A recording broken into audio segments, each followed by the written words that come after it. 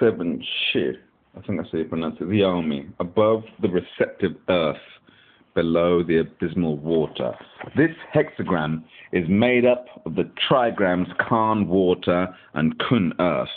And thus it symbolizes the groundwater stored. Yes, the groundwater stored up in the earth. Deep in the earth, like in Tonga. In the same way, military strength is stored up in the masses of the people, invisible in times of peace, but always ready for use as a source of power. The attributes of the two trigrams are danger inside and obedience outside.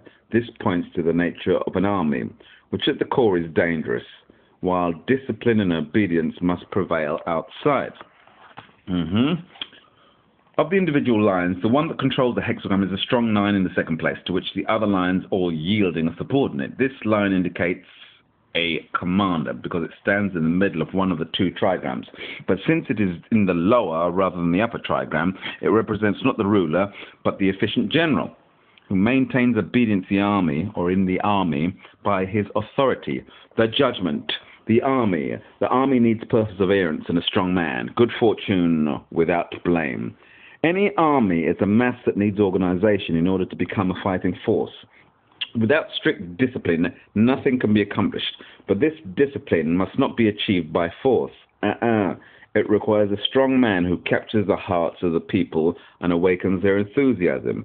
In order that he may develop his abilities, he needs the complete confidence of his ruler, who must entrust him with full responsibility as long as the war lasts. But war is always a dangerous thing and brings with it devastation and destruction. Therefore, it should not be resorted to rashly, but, like a poisonous drug, should be used as a last recourse. The justifying cause of a war and clear and intelligible war aims ought to be explained to the people by an experienced leader. Unless there is a quite definite war aim to which the people can consciously pledge themselves, the unity and strength of conviction that lead to victory will not be forthcoming. But the leader must also look to it that the passion of war and the delirium of victory do not give rise to unjust acts that will not meet with general approval. If justice and perseverance are the basis of action, all goes well. The image. In the middle of the earth is water, the image of the army. Thus the superior man increases his masses by generosity toward the people. Groundwater is invisibly present within the earth. In the same way, the military power of a people is invisibly present in the masses. When danger threatens, every peasant becomes a soldier. When the war ends, he goes back to his plough. He who is generous toward the people wins their love, and a people living under a mild rule becomes strong and powerful. S.A.P. Strong and powerful.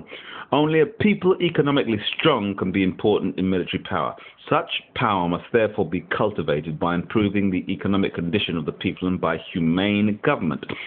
Only when there is invisible bond between government and people, only when there is this invisible bond between government and people, so that the people are sheltered by their government as groundwater is sheltered by the earth, is it possible to wage a victorious war. The lines, 6 in the beginning, an army must set forth in proper order. If the order is not good, misfortune threatens. At the beginning of a military enterprise, order is imperative. A just and valid or invalid cause must exist, and the obedience and condition or coordination of the troops must be well organized. Otherwise, the result is inevitable failure. 9 in the second place. In the midst of the army, good fortune, no blame, the king bestows a triple crown. The leader should be in the midst of his army, in touch with it, sharing good and bad with the masses as he leads. This alone makes him equal to the heavy demands made upon him. He needs also the recognition of the ruler. The decorations he receives are justified because there is no question of personal preferment here. The whole army, whose center he is honored in his person. 6 in the third place means, perchance the army carries corpses in the wagon, misfortune. Here we have a choice of 2 explanations. One points to defeat because someone other than the chosen leader interferes with the command. The other is similar in its general meaning, but the expression carries corpses in the wagon is interpreted differently. At burials and at sacrifices to the dead, it was customary in China for the deceased to whom the sacrifice was made to be represented by a boy of the family who sat in the dead man's place and was honored as his representative. On the basis of this custom, the text is interpreted as meaning that a corpse boy is sitting in the wagon, or, in other words, that authority is not being exercised by the proper leaders, but has been usurped by others, mother lovers. Perhaps the whole difficulty clears up if it is inferred that there has been an error in copying.